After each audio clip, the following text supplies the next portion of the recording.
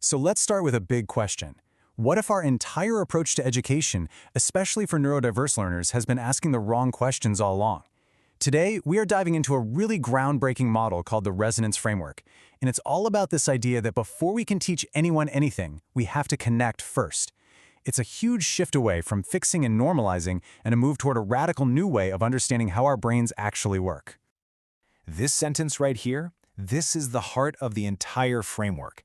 It's saying that stuff like feeling safe, being in sync with another person, and having some control over your sensory world, well, they aren't just nice-to-haves. Not at all. They are the literal biological foundation, the actual infrastructure that all thinking and learning is built on.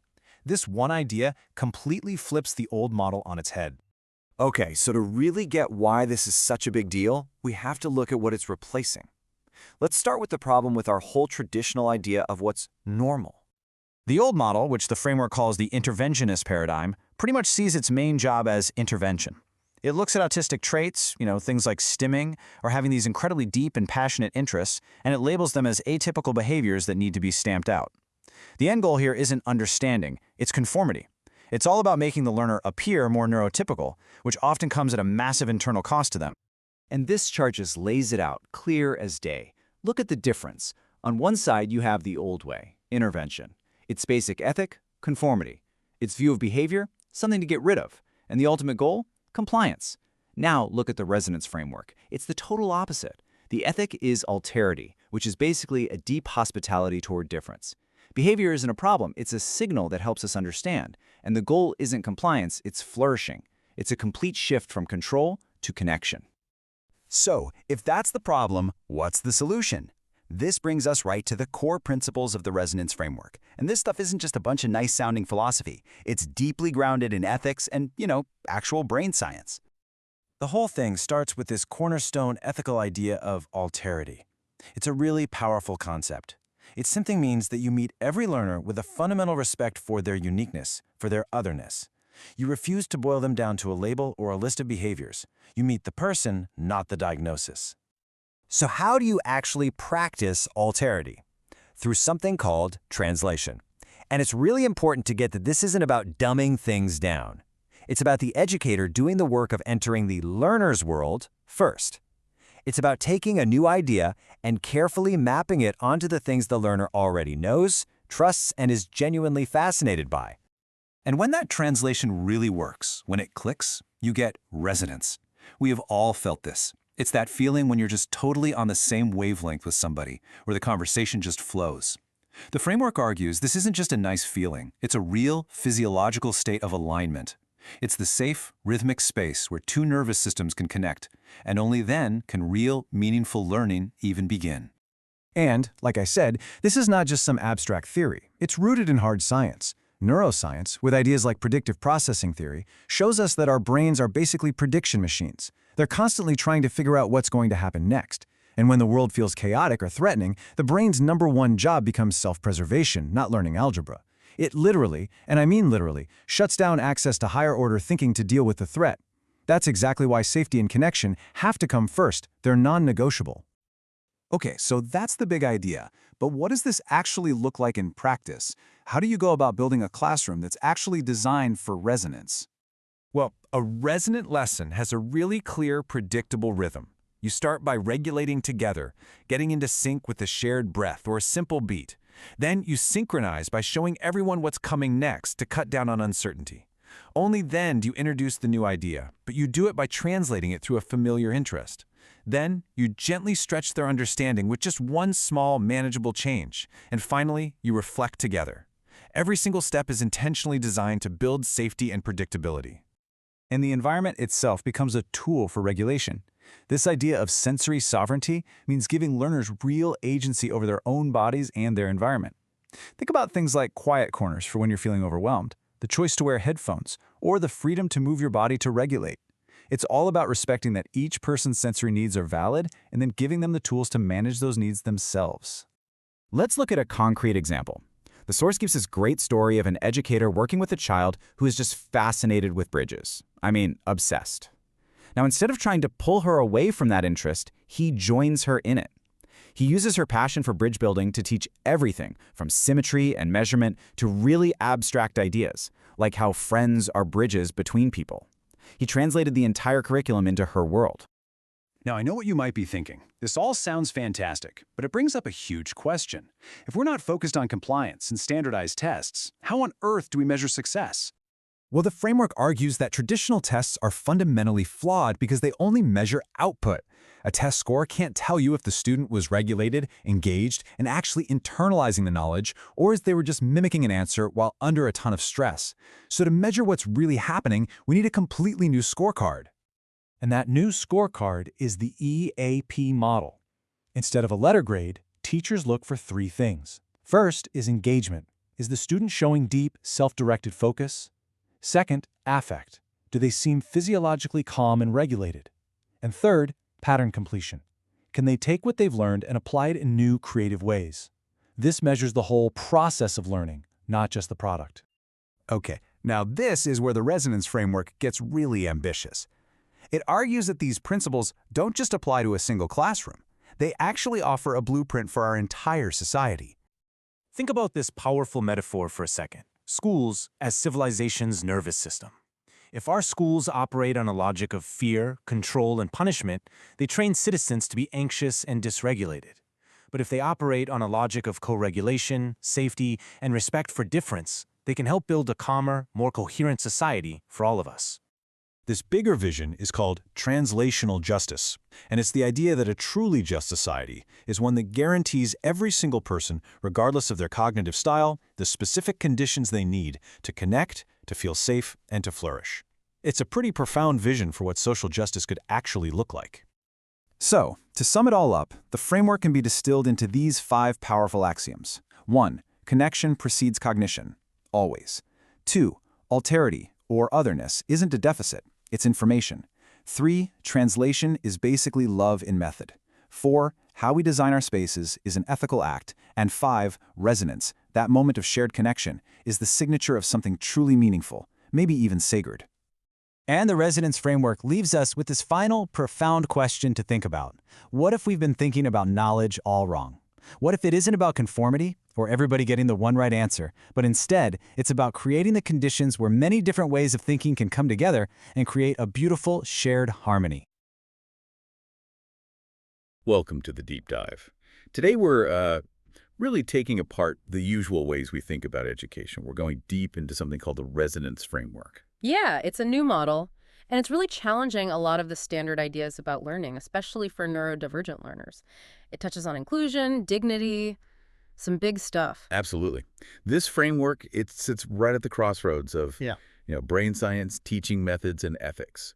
And it makes a pretty bold claim. It really does. It suggests that a lot of our current methods, the ones based on intervention, managing behavior, they might not just be ethically iffy, but actually, well, not the smartest way to teach either. So our mission for you, the listener, is to unpack this central idea that we need to stop focusing so much on just surface behaviors, like trying to get kids to stop stimming or, just look regulated. Right, and shift that focus towards building what the sources call physiological co-regulation and ethical translation. Because the absolute bedrock idea here, the non-negotiable, is that safety isn't just nice to have. It's the actual foundation, the infrastructure for any learning to happen at all. That's the starting point. You look at traditional interventions, especially in autism education, often the main goal, the telos, it's about normalization, making the student fit a certain mold, maybe even getting rid of symptoms. It's extinguishing the differences. Yeah. But the resonance framework says something totally different. Totally. It aims for flourishing and mutual intelligibility. It's not about just getting kids to comply or fit in. It's about helping them reach their full potential and genuinely connect, with the material, with others. Connection, not control. Exactly. Competence through connection. Okay, let's really get into this foundational shift then, because it feels like it changes the very first question you ask. What is that fundamental difference? Well, if you think about the interventionist approach, the driving question, often in policy and in the classroom day-to-day, is something like, how do we reduce this atypical behavior fast enough so we can get on with the lesson? Right. The focus is speed, correction, minimizing disruption to the normal flow.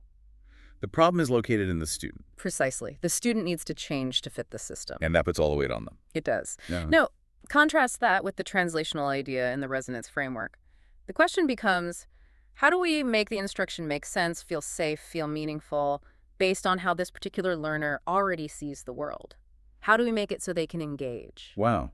That flips the script. The burden shifts, doesn't it, towards the educator, the curriculum. Significantly. And that immediately clarifies what we're even aiming for with education. The telos of education, as you said. Yeah, it's not just about compliance anymore, or even just getting a job later, though those can be results. The aim is flourishing. And that means recognizing that kids learn and pay attention and express themselves in lots of different ways. And those ways are valid, legitimate paths to learning. And the second big clarification, Mm-hmm. this one feels maybe the most radical for a standard classroom. It's about those tough moments. Dysregulation, perceived failure. Yes, the rethinking of dysregulation is huge. The framework is really clear. When a student melts down or avoids a task or withdraws, that is not a moral failing. It's not them choosing to be difficult or lazy. So what is it then, according to this model? It's seen as the end result of a nervous system struggling with too much uncertainty, too much prediction error. It's about a breakdown in their neuroception, that internal sense of safety. Ah. So when an educator sees that physiological response, the body trying to cope, and labels it as defiance or acting out. They're misinterpreting biological reality. Exactly. And by punishing it or trying to force compliance, they actually reinforce the very barriers they think they're removing. They're treating a biologically rational survival response as if it's just bad behavior. Okay, this ethical grounding, this dignity piece is really powerful.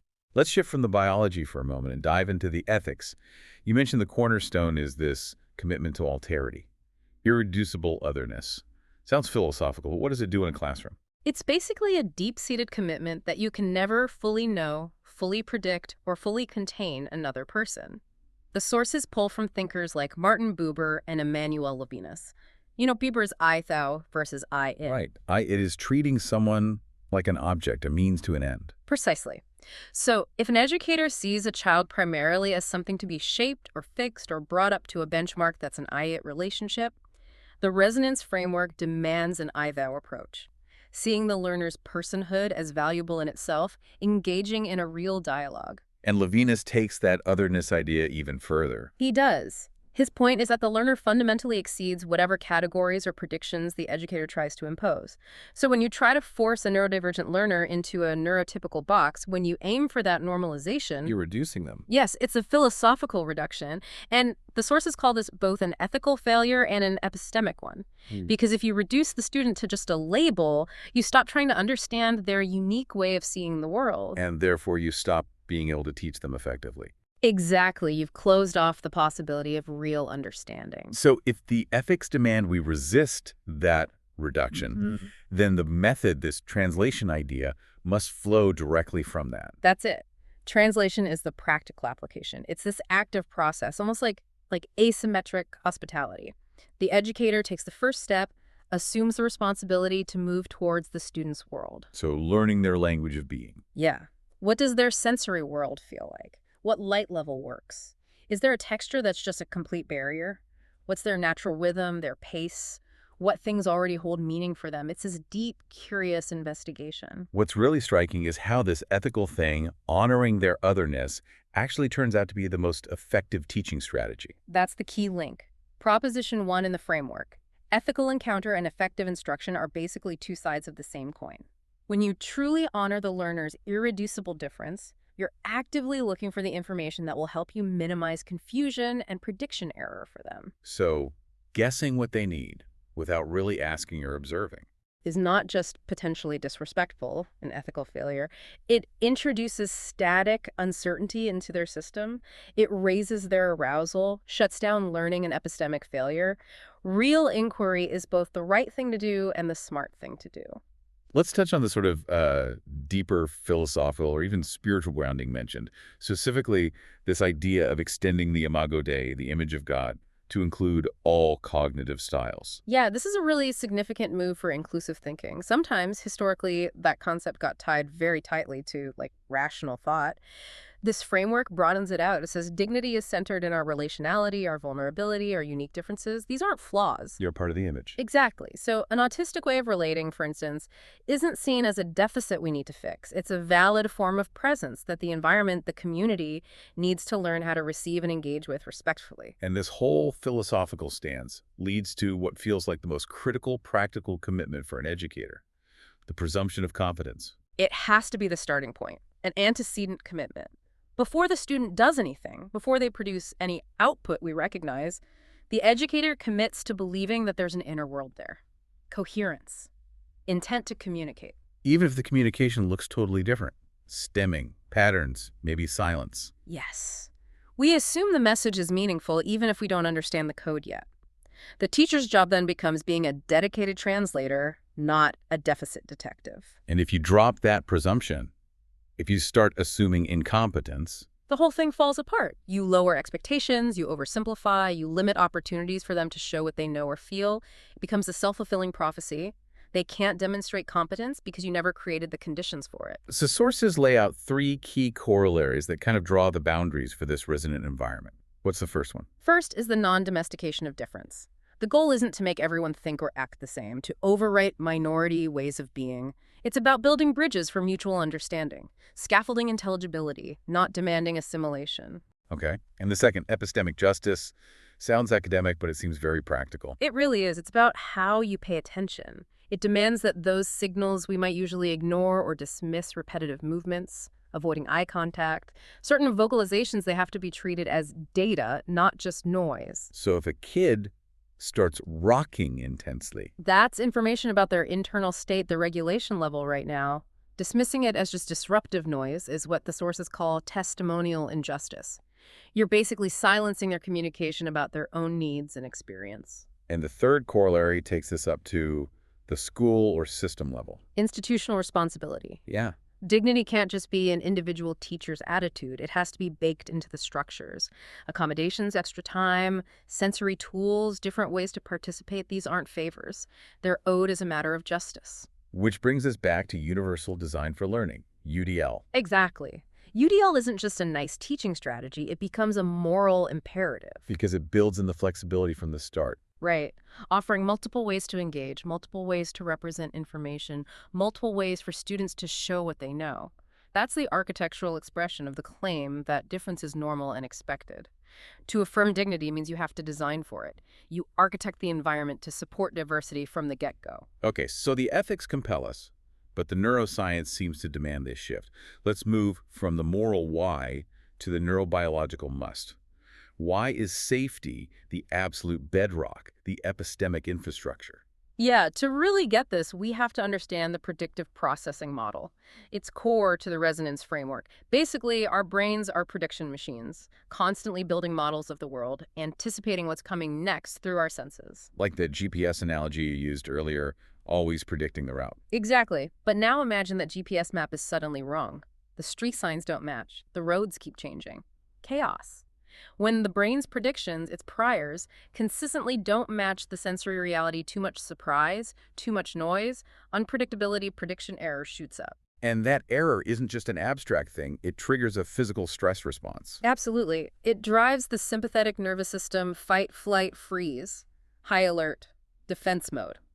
And for many neurodivergent individuals, maybe their sensory filtering is already working differently. That typical classroom environment can be a constant flood of unmanageable prediction error. So asking someone to learn, I don't know, complex math, when their internal alarm system is blaring, they literally can't access the thinking parts of the brain they need. That's the critical point. The nervous system is being completely rational here. It prioritizes safety and regulation over abstract thought. Survival comes first.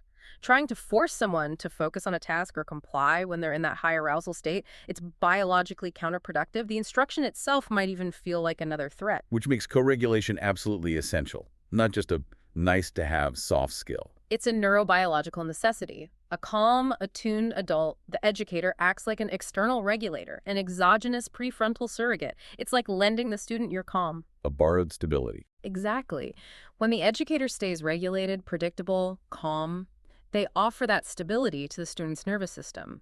This helps lower the student's arousal, reduces that internal prediction error, and literally frees up resources, reopens access to things like working memory, flexible attention.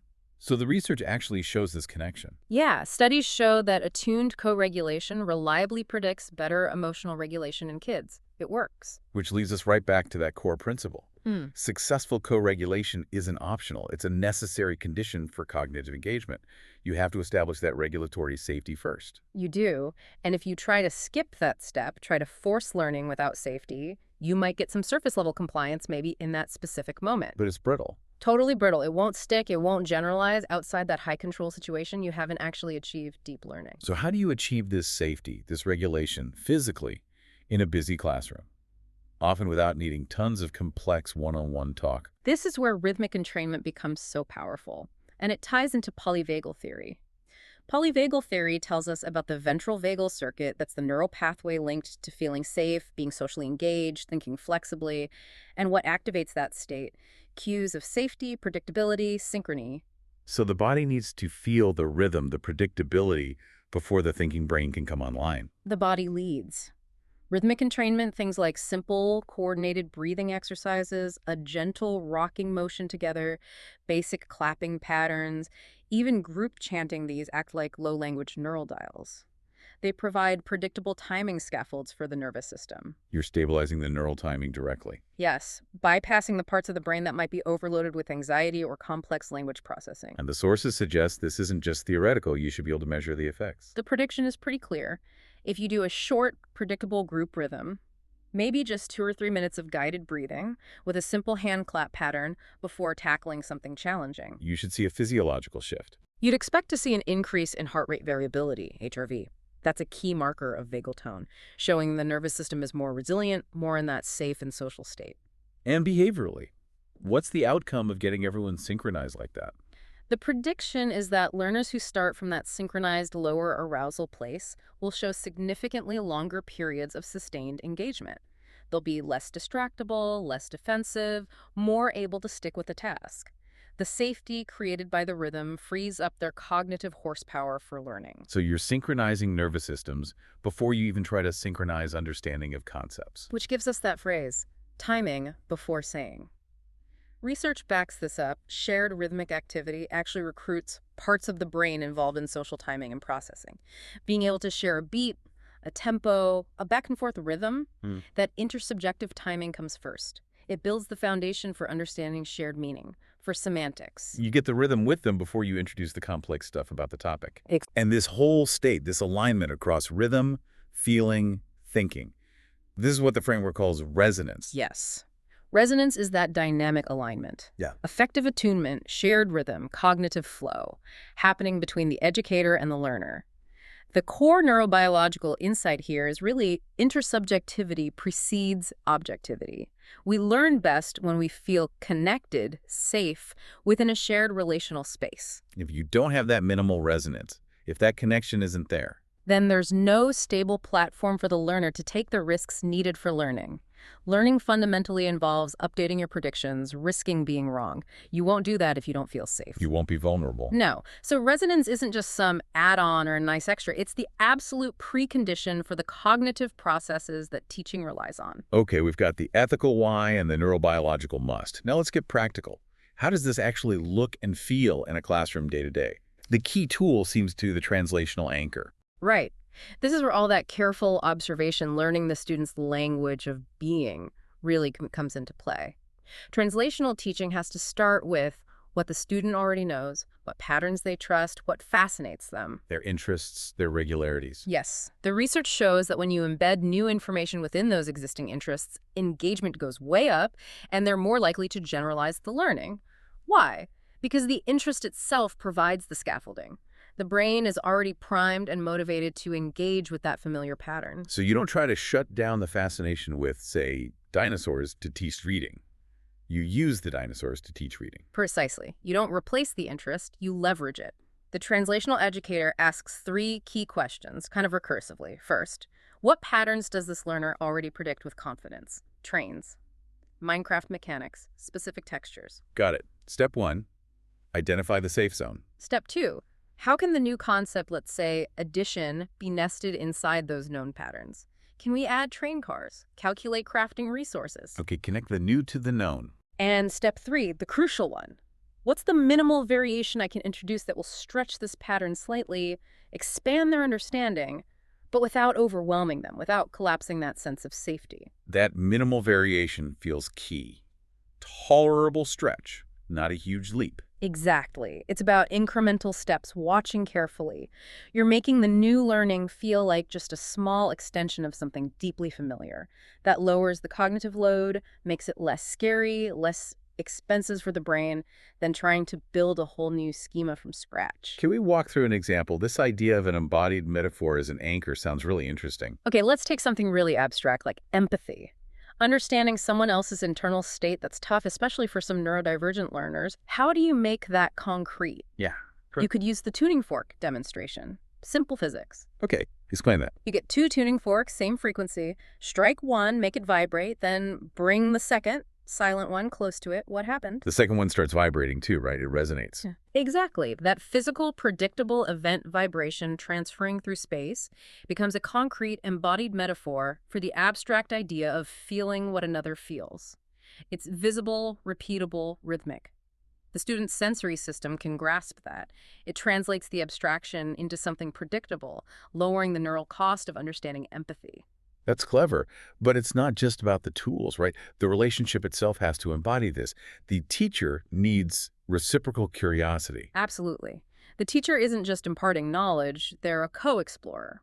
Reciprocal curiosity means truly learning with the student, taking their intense interests seriously, not just tolerating them as distractions. Treating their fascination as epistemically valid. Yes. When a student feels like their inner world, their passion is actually seen and valued, their whole system calms down. Their affect stabilizes, they stick with things longer, their own drive to learn kicks in. This sounds a bit like Vygotsky's zone of proximal development, the ZPD. Is there a connection? There is. The framework kind of reinterprets it as the zone of resonant development. The ZPD is that space where a learner can succeed with guidance. The zone of resonant development highlights the conditions for that success. It's the specific space where that mutual pacing, that mirrored attention, that shared rhythm allows the learner to feel safe enough to stretch. So the teacher meets them where they are, rhythmically effectively. Mirrors them first to establish safety, builds that resonance, then introduces that tiny variation, that gentle stretch to foster growth. Let's talk through the bridge builder vignette because it really illustrates this whole process. Okay, so picture Mr. Thompson's classroom. He has a student, Sasha, who is hyper-focused on building intricate bridges with blocks. She ignores pretty much everything else. A traditional approach might be. Immediate redirection. Sasha, put the blocks away, it's time for phonics. Right. But Mr. Thompson, using this framework, sees her bridge building not as defiance, but as a powerful translational anchor. So what does he do differently? He joins her world. He doesn't just let her build. He gets down on the floor with her. He watches her method. Maybe even starts mirroring how she places the blocks. He asks genuine questions. Wow, how did you make that part so strong? He validates her pattern, builds that resonance first. Okay, he's established connection. Then what? Once that shared rhythm is there, he gently introduces a slight variation connected to a learning goal. Maybe he starts building his own bridge nearby, but uses an alternating pattern, long block, long, short. He might say something like, Sasha, look, this bridge has a kind of beat to it. What do you think? Introducing symmetry, maybe early math patterns, within her existing interest. Exactly. And then he might even add a layer of social translation. You know, Sasha, sometimes friends are like bridges. They need strong parts and connecting parts. It's about finding the right balance. The learning extends from her passion. It doesn't replace it. It maintains safety while enabling generalization. So how does all this translate into the daily flow of a classroom? We need that structure, the rituals of safety. Right. And these aren't just little warm-ups you do if you have time. They're core parts of the lesson structure. The framework suggests a kind of canonical sequence for any learning segment. First, initialize, regulate. Start with the nervous system. Yeah, maybe 2-3 minutes of that synchronized breathing, or a simple rhythmic movement, or mirroring each other just to get everyone grounded and regulated. Okay, set the tone. What's next? Synchronize, preview. Make the immediate future predictable. Show a visual timeline for the activity, use a visual timer, clearly display what translational anchor or key pattern they'll be working with. Reduce uncertainty. Makes sense. Then, Introduce, translate. This is where you embed the new concept directly into that familiar, trusted pattern you identified earlier. then the stretch. Right.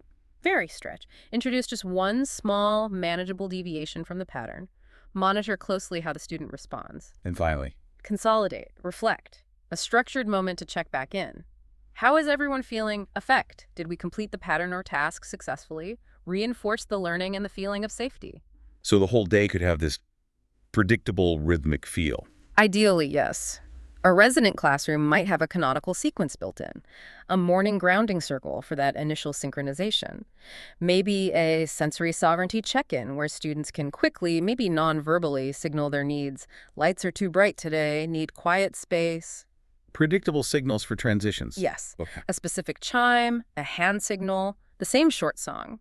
Something reliable that signals a shift, reducing the jarring effect of change. And closure rituals, too. These routines create a predictable, resonant habitus, a safe container. It actually frees up the students' cognitive energy because they're not constantly scanning for threats or trying to predict the unpredictable. They can use that energy for learning instead. Okay, let's wrap this section with assessment. Because standard tests, just measuring content recall, probably miss the mark here, right? They often do, because if a student bombs a test because they were completely dysregulated and couldn't access what they know, what did the test really measure? Anxiety, overwhelm, not necessarily competence. So the resonance framework proposes something different. EAP. Right. Engagement, affect, and pattern completion. It's a triad that looks at the process, not just the product, and maps onto those neurophysiological prerequisites for learning we talked about. Okay, break down EAP for us. What's engagement measuring? It's looking at the depth and duration of the student's self-directed attention. How long do they stick with something voluntarily? How deeply are they focused? It's a proxy for how stable their predictive model feels in that moment. And effect. That's your window into felt safety. Are they physiologically calm? You look at things like facial tone, posture. Are they using their regulation tools like fidgets or stimming in a way that supports their focus rather than indicating overwhelm? Okay. And finally, pattern completion. This gets at generalization. Can they take the learned pattern or concept and extend it? Can they create a new variation on it? Can they apply it flexibly in a slightly different context? And that shows deeper understanding. And you mentioned EAP assessment is ipsative. What does that mean in plain terms? It means you're measuring progress against the student's own baseline, their own previous performance. You're not comparing Sasha to the class average on a standardized test. You're comparing Sasha today to Sasha last month. Tracking their individual journey. Exactly. You're tracking that whole causal chain. Better co-regulation leads to more safety, which allows for deeper engagement, which ultimately results in being able to generalize patterns and skills. It's an assessment model that's both ethical and actually tracks the mechanisms of real, durable learning. So if we buy into this framework, it really has to ripple outwards, doesn't it? Yeah. Beyond just one teacher's classroom, it needs to shape the whole institution. Let's link UDL back to that bigger moral claim. Design is moral before it is technical. Yeah, an environment that just assumes the neurotypical experience is the default. You know, the standard harsh lighting, the loud bells, the rigid schedules, that environment is performing exclusion, even if the people in it have good intentions. The sources are really strong on this. Creating inclusive environments isn't just nice, it's a moral infrastructure project. Which leads us to this powerful idea of sensory sovereignty. Sensory sovereignty. It's basically recognizing institutionally that learners have a right to some agency over their sensory world without being judged or penalized for it. If someone is operating under a huge sensory load, denying them the ability to dim lights, wear noise cancelers, or use a calming scent, it's like denying them the basic conditions they need to even be present and learn. So how does a school or a district make sensory sovereignty real, not just a nice phrase? It needs concrete changes. Things like environmental zoning, creating designated low-stimulation zones, quiet corners where light, sound, visual clutter are intentionally minimized. Okay, physical spaces. What else? Choice architecture in how students participate and show learning. If the assignment is a presentation, maybe there are equally valued options. Submit an audio recording, write an essay, create a visual project, parallel pathways. And making necessary tools just normal. Absolutely. Responsive design. Things like headphones, different seating options, fidget tools they need to be part of the standard classroom inventory, available to anyone who needs them, not treated as special ed equipment or something you only get after a crisis. It builds that predictability. Exactly. It creates what the framework calls the liturgy of learning. These predictable, sensory supportive routines and environments build trust at an embodied level. Students can then conserve their energy for learning instead of spending it all on just coping and defending. Okay, let's zoom out to the biggest scale. Translational justice. This isn't just equal treatment, but ensuring the actual conditions for everyone to thrive, regardless of their cognitive style. Translational justice is about realizing that true equity often requires different support, not identical treatment. It means guaranteeing the specific environmental, relational, and regulatory conditions that allow someone with a minority cognitive style to actually resonate, to connect and learn. So how do we get there? The framework proposes 4 big policy shifts. Yeah, 4 mandates for institutional resonance. First, training reform. For teachers. For all educators, really. Certification programs have to include mandatory deep training in co-regulation physiology, predictive processing, sensory design, the works. You can't expect teachers to implement this if all their training is rooted in outdated behavioral models. They need to understand the nervous system. Okay, that's fundamental. Second, Assessment reform. Policy needs to embrace hybrid models, move beyond just high-stakes content tests. We need to formally incorporate measures like EAP engagement, effect, pattern completion to get a fuller picture of growth and learning, shifting away from just finding deficits. makes sense. Third, structural inclusion. This sounds like bricks and mortar in curriculum. It is. School building codes need updating. Things like adjustable lighting, better acoustics, sensory zones, these should be standard, required features, not optional upgrades. And curricula need to officially recognize interest-based learning, like Sasha's Bridges, as legitimate pathways to mastering content, not just side projects. And finally, making it law. Legal recognition, yes. The framework argues for actually codifying things like sensory sovereignty and the presumption of competence into education law, making it explicit that non-normative communication or needing accommodations doesn't equal incompetence, and that students have a right to environments that support their regulation. Wow. It really scales up. And ultimately, the linchpin for all of this seems to be the individual educator, conceptualized as the teacher, as frequency shifter. That's such a powerful metaphor for it. The resonant educator understands that to connect with a student who isn't currently in sync, they might need to adjust their own frequency, their pace, their intensity, their mode of communication. They regulate themselves first. Yes. They tune their presence to meet the learner's needs, prioritizing safety above all else. And in doing that, they're basically translating deep ethical or theological principles like grace, patience, presence into applied neurology. You could almost say grace is measured in the student's improved HRV, and patience shows up as their ability to finally complete that pattern. #tag outro. What an incredibly detailed and honestly hopeful look at a system that could make such a difference. Let's try and boil down those core axioms of the resonance framework one last time, make them stick. Okay, 4 big takeaways. 1, connection precedes cognition. Always. Teach the nervous system before you teach the concept. Got it. 2, Alterity is information. Difference isn't the problem, it's data showing us where our models or methods need to adapt. 3, Translation is love in method. It's the ethical work of learning another's language respectfully without trying to change them. and 4. Design is ethics embodied. Our environments, our structures, they speak volumes about who we value and how. Inclusive design is a moral act. It's a powerful vision, this idea that a society embracing diversity through rhythm, through translation, could actually be more coherent, more resilient. Yeah, the idea that when our institutions operate on principles like anticipation, empathy, co-regulation, the same principles that govern healthy nervous systems, the whole system becomes more adaptable, more successful. It mirrors the neural principles of learning itself. Exactly. The framework suggests the micro applies to the macro. Attunement, prediction, resonance, they scale. Which leaves us, and you the listener, with this final provocative thought to mull over.